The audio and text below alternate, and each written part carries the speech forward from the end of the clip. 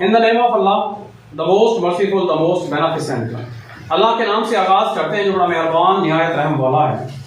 दरूद पाक हज़रत मोहम्मद मुस्तफ़ा सल्लल्लाहु अलैहि वसल्लम की ज़ात पर जो रहमत लिल आलमीन हैं, जो वजह तख्लीक़ कायनात हैं। आज का हमारा जो टॉपिक है वो टेंसेस के हवाले से है। तीसरा लेक्चर है फ्यूचर टेंस के ऊपर। आज हम फ्यूचर टेंस को कंप्लीट देखेंगे। फ्यूचर टेंस होता क्या है, फ्यूचर टेंस में डिवीजन कैसे होती है, वर्ब की कौन सी फॉर्म इस्तेमाल होती है। तो आइए जरा देखते हैं सबसे पहले future indefinite tense. Future indefinite tense एक ऐसा टेंस है जो फ्यूचर के अंदर, मुस्तकबिल के अंदर किसी काम के होने को जाहिर करता है। कोई काम होगा मुस्तकबिल के अंदर, मसलन वो स्कूल जाएगा, हम खाना खाएंगे, हम लाहौर जाएंगे, तो वो एक्शन जो फ्यूचर में किसी वक्त होगा, तो उस एक्शन को हम फ्यूचर इंडेफिनिट टेंस कहते हैं। आइए जरा इसको देखते हैं। It is single act that has still to take place. एक ऐसा एक्ट है जिसने अभी वाकई होना है, क्योंकि फ्यूचर आया तो नहीं है, फ्यूचर तो आएगा बाद में। कल की बात हो रही है, कल हो ना हो, हम हो ना हो, लेकिन कल के अंदर जो एक्शन होता है, होगा, that has to take place yet, अभी होना है उसने, उसके लिए हम इस्तेमाल करते हैं फ्यूचर इंडेफिनिट टेंस। इसके अगर हम स्ट्रक्चर की बात करें तो सबसे पहले जो है इसमें सब्जेक्ट आता है, सब्जेक्ट के बाद विल और शैल आता है, विल और शैल के बाद वर्ब की पहली फॉर्म आती है और आखिर पे ऑब्जेक्ट आ जाता है। अगर हमने जुमले को सवालिया बनाना है तो विल और शैल को हम स्टार्ट में ले आएंगे, फिर सब्जेक्ट आएगा, सब्जेक्ट के बाद वर्ब की पहली फॉर्म आ जाएगी और आखिर पे ऑब्जेक्ट आ जाएगा। Same is the case with the negative sentence. अगर हमने जुमले को नेगेटिव बनाना है तो सब्जेक्ट आएगा, हेल्पिंग वर्ब विल और शैल के साथ नॉट आएगी और आखिर पे वर्ब की पहली फॉर्म के साथ ऑब्जेक्ट आ जाएगा। सवालिया और नफी दोनों बनाने कॉम्बिनेशन देखना है इंटरोगेटिव का, तो सबसे पहले हेल्पिंग वर्ब आ जाएगी, फिर उसके बाद सब्जेक्ट आ जाएगा, फिर उसके बाद नॉट आ जाएगा, फिर उसके बाद वर्ब की पहली फॉर्म आ जाएगी और आखिर पे ऑब्जेक्ट और अपना क्वेश्चन मार्क आ जाएगा। तो इस तरह से जुमले जो है बन जाएंगे। इनकी अगर हम सब्जेक्ट और वर्ब के एग्रीमेंट की बात करें तो आई और वी, क्योंकि हेल्पिंग वर्ब हमें पता है विल और शैल इस्तेमाल होती है, आई और वी के साथ शैल इस्तेमाल होता है, ही शी इट दे के साथ जो है विल इस्तेमाल करते हैं। ही शी यू दे वगैरह है या इट आता है, इसके साथ विल, आई और वी के साथ जो है शैल इस्तेमाल करते हैं। अगर हम जरा तवज्जो के साथ देखें कि बाद औक़ात हम आई और वी के साथ विल इस्तेमाल कर लेते हैं और यू के साथ, ही के साथ शैल इस्तेमाल कर लेते हैं। याद रखिएगा, जब भी किसी चीज के ऊपर हमने एम्फसाइज करना हो, ताकीद करनी हो, जोर देना हो, स्ट्रेस देना हो, तब हम सब्जेक्ट और वर्ब के एग्रीमेंट को रिवर्ट कर देते हैं, चेंज कर देते हैं। आई के साथ नॉर्मली शैल इस्तेमाल होता है, लेकिन वहां पर हम विल इस्तेमाल करते हैं। यही को लिखा हुआ है, if we have to give stress और emphasize on any given action, अगर हमने किसी गिवन एक्शन पे एम्फसाइज करना है, revert the subject and verb agreement, subject और वर्ब एग्रीमेंट को रिवर्ट कर देते हैं। I shall go to school, मैं स्कूल जाऊंगा। I shall not go to school, मैं स्कूल नहीं जाऊंगा। सादा जुमला, नफी जुमला। शैल आई गो टू स्कूल, क्या मैं स्कूल जाऊंगा, ये जुमला हमारे पास सवालिया हो जाएगा। Shall I not go to school, क्या मैं स्कूल नहीं जाऊंगा। We shall go to school, हम स्कूल जाएंगे। We shall not go to school, हम स्कूल नहीं जाएंगे। Shall we go to school, क्या हम स्कूल जाएंगे। Shall we not go to school, क्या हम स्कूल नहीं जाएंगे। He will buy a flower, वो एक फूल खरीदेगा। फ्लावर नहीं कहते इसको, फ्लावर कहते हैं। He will buy a flower, वो एक फूल खरीदेगा। He will not buy a flower, वो फूल नहीं खरीदेगा। Will he buy a flower, क्या वो फूल खरीदेगा। Will he not buy a flower, क्या वो फूल नहीं खरीदेगा। Not be the guest on Monday, मैं मंडे वाले दिन मेहमान नहीं बनूंगा। मैं मंडे वाले दिन मेहमान नहीं बनूंगा। I will not be guest on Monday, यहां पर आई के साथ विल लगाया है, इट मीन्स यहां पर एम्फसिस हो रहा है, जुमले के ऊपर ताकीद हो रही है। Will I not be guest on Monday, क्या मैं मंडे वाले दिन मेहमान नहीं हूंगा। यू शैल प्ले हॉकी, अब यहां पर देखें यू के साथ शैल इस्तेमाल हुआ है। यू के साथ नॉर्मली विल आता है, लेकिन यहां पर यू के साथ शैल आया हुआ है, इट मींस यहां भी ताकीद होगी है। यू शैल प्ले हॉकी, आप जरूर हॉकी खेलोगे। You shall not play hockey, आप जरूर हॉकी नहीं खेलोगे। शैल यू प्ले हॉकी, क्या तुम हॉकी जरूर खेलोगे। Shall you not play hockey, क्या तुम हॉकी जरूर नहीं खेलोगे। इसका इस्तेमाल कहां पे होता है, जैसा कि हमने पहले पढ़ा है, it is used to show an action that has to tell that will take place in future, जो एक्शन जो फ्यूचर में होगा उसके लिए हम फ्यूचर इंडेफिनिट टेंस इस्तेमाल करते हैं। जैसे Farah will take the examination, the next month, अगले महीने फरहा के इम्तहानात होंगे, अगले महीने फरहा इम्तहानात देगी। We shall plan to Lahore next year, we shall plan to Lahore next year, हम लाहौर की मंसूबाबंदी करेंगे नेक्स्ट ईयर यानी आने वाले साल में। इन ये फर्स्ट कंडीशनल सेंटेंसेस के अंदर भी प्रेजेंट इंडेफिनिट टेंस के साथ ये दूसरी क्लास के अंदर फ्यूचर इंडेफिनिट टेंस इस्तेमाल होता है जब फर्स्ट कंडीशनल जुमले हम बोलते हैं। For example if I teach her she will pass the exam, she will pass the exam, ये वो हिस्सा है जिसमें फ्यूचर इंडेफिनिट टेंस के इस्तेमाल हुआ है। Note when something is decided regarding future, याद रखिएगा अगर मुस्तकबिल के अंदर किसी चीज के बारे में पहले से डिसाइड हो चुका है तो उस वक्त हम विल और शैल के साथ नहीं लगाएंगे, बल्कि यहां पर हम लगाएंगे क्या, हम यहां पर लगाएंगे गोइंग टू का इस्तेमाल करेंगे और फर्स्ट फॉर्म वर्ब आएगी। I am going to help Aqeel tomorrow, मैं इस तरह से नहीं कहूंगा I will help Aqeel tomorrow, I will help ये गलत हो जाएगा, I am going to help Aqeel tomorrow. You are going to wrestle with John Cena tomorrow, कल तुम्हारी जॉन सीना के साथ लड़ाई होने वाली है और तुम जॉन सीना को जो है ना उससे मार खाने वाले हो। तो ये हमारे पास फ्यूचर का टेंस था। इसके अंदर एडवर्ब ऑफ टाइम इस्तेमाल होते हैं, एक एडवर्ब टाइम टुमारो इस्तेमाल होता है, नेक्स्ट डे इस्तेमाल होता है, नेक्स्ट वीक इस्तेमाल होता है, नेक्स्ट मंथ और नेक्स्ट ईयर इस्तेमाल होता है। ये वो एडवर्ब ऑफ टाइम है जो इसमें इस्तेमाल होते हैं। वोकैबुलरी सेशन को देखते हैं। आज का हमारा जो वोकैबुलरी के वर्ड्स हैं दो, एब्सोल्यूट 100% समथिंग, यानी किसी चीज का 100% कंप्लीट हो जाना, something 100% complete with no exception, कोई चीज बाकी नहीं रहे। Haughty, despotic, imperative, positive, contingent, docile, limited, responsible, lowly, absorb, take in, soak up, squander, save और रिजर्व की बात कर रहे हैं। फ्यूचर कंटीन्यूअस टेंस की बात करते हैं। ऐसा टेंस जो मुस्तकबिल के अंदर जारी रहने वाले एक्शन को जाहिर करता है, मुस्तकबिल में जारी रहने वाले एक्शन को जाहिर करता है, फेल मुस्तकबिल जारी कहते हैं। रहा होगा, रही होगी, रहे होंगे उर्दू जुमले के आखिर में आता है। और जब हम इसको इस्तेमाल करते हैं अपना इंग्लिश के अंदर स्ट्रक्चर बनाते हैं तो सबसे पहले सब्जेक्ट आता है, विल और शैल के साथ बी आती है और यूनिफॉर्म आ जाती है और आखिर पे क्या आता है, ऑब्जेक्ट आ जाता है। और अगर हमने सवालिया बनाना है जुमले को तो विल और शैल को जुमले से बाहर लगा देंगे। अगर हमने नफी बनाना है तो विल और शैल के बाद नॉट लगा देंगे। सवालिया नफी के अंदर विल और शैल को बाहर लगा के सब्जेक्ट के बाद जो है वो नॉट लगा देते हैं। इसकी मिसालें जरा देखते हैं। I shall be going to school, मैं स्कूल जा रहा हूंगा। I shall not be going to school, मैं स्कूल नहीं जा रहा हूंगा। Shall I be going to school, क्या मैं स्कूल जा रहा हूंगा। Shall I not be going to school, मैं स्कूल नहीं जा रहा हूंगा। We shall be going to school, हम स्कूल जा रहे होंगे। We shall not be going to school, हम स्कूल नहीं जा रहे होंगे। Shall we be going to school, क्या हम स्कूल जा रहे होंगे। Shall we not be going to school, क्या हम स्कूल नहीं जा रहे होंगे। He will be buying a flower, वो फूल खरीद रहा होगा।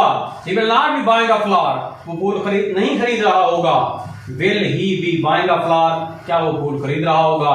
Will he not be buying a flower, क्या वो फूल नहीं खरीद रहा होगा। I'll be coming on Monday, मैं सोमवार वाले दिन आ रहा हूँ। I'll not be coming on Monday, मैं सोमवार को नहीं आ रहा हूँ। Will I be coming on Monday, क्या मैं मंडे को आ रहा हूँ। You shall be playing hockey, आप हॉकी खेल रहे होगे। You shall not be playing hockey, आप हॉकी नहीं खेल रहे होंगे। Shall you be playing hockey, क्या आप हॉकी खेल रहे होंगे। Shall you not be playing hockey, क्या आप हॉकी नहीं खेल रहे होंगे। तो इसका इस्तेमाल देखते हैं। ये फ्यूचर कंटिन्यूअस टेंस जो है वो कौन से एक्शन के लिए जाहिर करते हैं, इसको कौन से एक्शन के लिए इस्तेमाल करते हैं। नंबर 1 है एक्शन कंटिन्यू इन फ्यूचर, ऐसा एक्शन जो मुस्तकबिल में हो रहा होगा। Ali will be teaching grammar during next term, Ali साहब जो हैं क्लास को अगले साल ग्रामर पढ़ा रहे होंगे। मुस्तकबिल की बात हो रही है, मुस्तकबिल में कोई काम जारी होगा। When he takes a bath, his wife will be preparing breakfast, जब वो नहा रहा होगा तो उसकी जो बेगम है वो नाश्ता तैयार कर रही होगी। The action in future plans, ऐसा एक्शन जो फ्यूचर प्लानिंग के अंदर होता है। Mister Ali will be teaching chemistry this year. इस साल मिस्टर अली जो है वो केमिस्ट्री पढ़ा रहे हैं। I shall buy a novel this year. मैं इस साल जो है नॉवल खरीद रहा हूँ या खरीदूंगा भी कहते हैं। Vocabulary of the day, abstain, abstain, restrain oneself from enjoying something। Abstain का मतलब तर्क करना, किसी चीज को छोड़ देना, रिस्ट्रेन करना।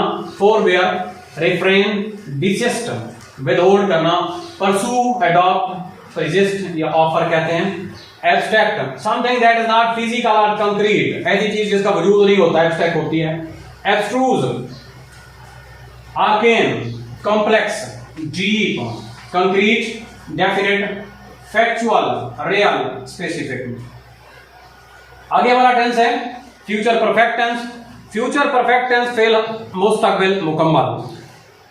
मुस्तकबिल के अंदर होने वाले एक्शन की कंप्लीशन को जाहिर करता है कि वो काम कर चुका होगा, काम हो चुका होगा, वो काम कर चुके होंगे, हम काम कर चुके होंगे।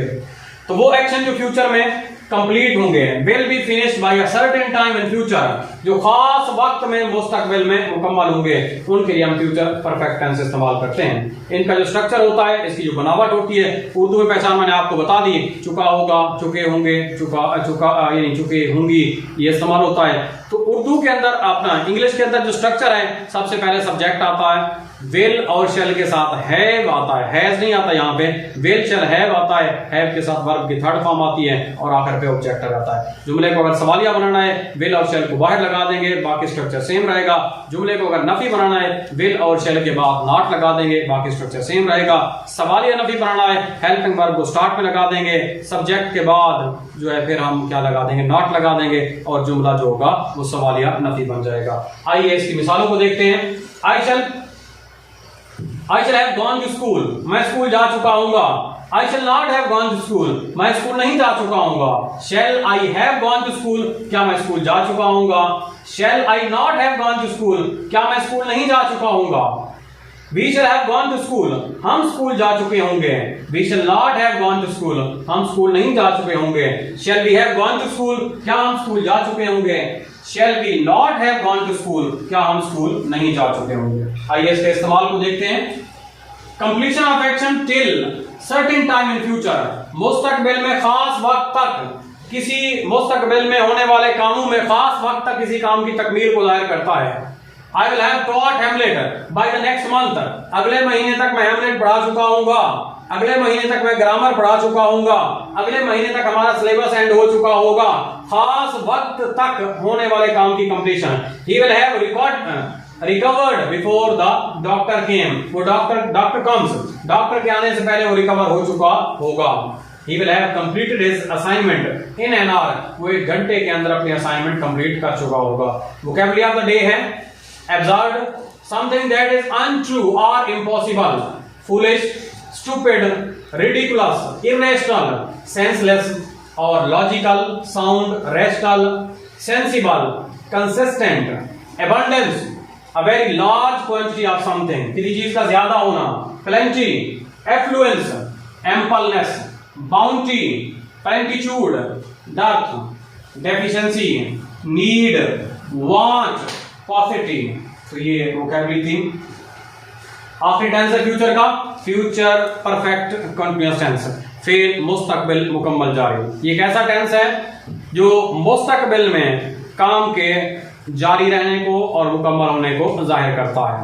वो काम कर रहे होंगे, हम काम कर रहे होंगे, तुम काम कर रही होगी, वो काम कर रहे होंगे, लेकिन इसके साथ वक्त का इजाफा करते हैं। फ्यूचर में जारी टेंस के साथ वक्त का इजाफा करते हैं। आइए देखते हैं। It is used to show a single act that has been going on continuously and yet to be completed in the future. अभी जारी है, कंप्लीट नहीं हुआ, मुस्तकबिल में कंप्लीट होगा। इसमें स्ट्रक्चर जो होता है, सबसे पहले सब्जेक्ट आता है, विल शेल के साथ हैव बीन, आईएनजी फॉर्म आती है और आखिर में ऑब्जेक्ट और सेंस ऑफ फॉर आता है। सवालिया बनाना है जुमले को, हम हेल्पिंग वर्ब को स्टार्ट में लिख देंगे। नफी बनाना है, हेल्पिंग वर्ब के बाद नॉट लगा देंगे। सवालिया और नफी बनाना है तो हेल्पिंग वर्ब को स्टार्ट में लेके हम सब्जेक्ट के बाद नॉट लगा देंगे, सवालिया और नफी बन जाएगा। आइए इसकी मिसालों को देखते हैं। I shall have been going to school since morning, मैं सुबह से स्कूल जा रहा हूँगा। I shall not have been going to school since morning, I shall not have been going to school since morning. Sorry, यहाँ पे since morning भी आता है. Since morning. I shall not have been going to school since morning. मैं सुबह से school नहीं जा रहा हूँगा. Shall I have been going to school since morning? क्या मैं सुबह से स्कूल जा रहा हूँगा?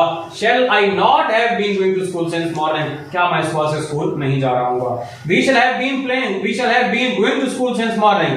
हम सुबह से स्कूल जा रहे होंगे. We shall not have been going to school since morning. हम सुबह से स्कूल नहीं जा रहे होंगे. Shall we have been going to school since morning? क्या हम सुबह से स्कूल जा रहे होंगे? Shall we not have been going to school since morning? क्या हम सुबह से स्कूल नहीं जा रहे होंगे? आइए इसका यूज देखते हैं. Action that will start in future. ऐसा एक्शन जो फ्यूचर में स्टार्ट होगा and will remain continue till some time. खास वक्त तक जारी रहेगा and will end in future. और मुस्तकबिल में किसी समय क्या हो जाएगा? खत्म हो जाएगा. उसके लिए हम क्या इस्तेमाल करते हैं? Future perfect continuous tense. By the next December, I will have been teaching English for 10 years. अगले दिसंबर तक मुझे अंग्रेजी पढ़ाते हुए 10 साल हो जाएंगे. I hope I will have stopped raining. It will have stopped raining by the evening. मुझे उम्मीद है कि शाम तक बारिश खत्म हो चुकी होगी. She will have taken her examination by the next fall. अगले साल वो एग्जामिनेशन दे चुकी होगी. आखिरी हिस्सा हमारा vocabulary of the day का abusive. Something that is improperly used or causing harm. Abusive. Insulting, calumniating, castigating, disparaging. Antonym, approving, अच्छी, complimentary, eulogistic, laudatory, praising, तारीफ के अंदर आता है ये सारी चीजें. ये तारीफ के अंदर आता है, ये बदखोई के अंदर आता है और बुराई के अंदर आता है. Accept, कबूल करना. Receive or agree to an object or idea, किसी चीज के बारे में acceptance देना. Believe, assent, agree, honor और disbelieve, refuse, reject, disagree. तो ये हमारा टेंस का, फ्यूचर टेंस का जो लेक्चर था वो आज कंप्लीट होता है. फ्यूचर इंडेफिनिट टेंस से स्टार्ट किया, फ्यूचर परफेक्ट कंटीन्यूअस टेंस तक. आई होप सो लेक्चर आपको समझ में आ चुका होगा. अगर नहीं आया दोबारा देखिए, समझिए, कॉन्सेप्ट क्लियर कीजिए, कॉन्सेप्ट कंक्रीट कीजिए, खुद भी देखिए, खुद भी समझिए, दोस्तों में फैलाइए. आप भी तरक्की करें, आपका मुआशरा भी तरक्की करे और हमारा पाकिस्तान भी तरक्की करे. वस्सलाम, दुआ गो.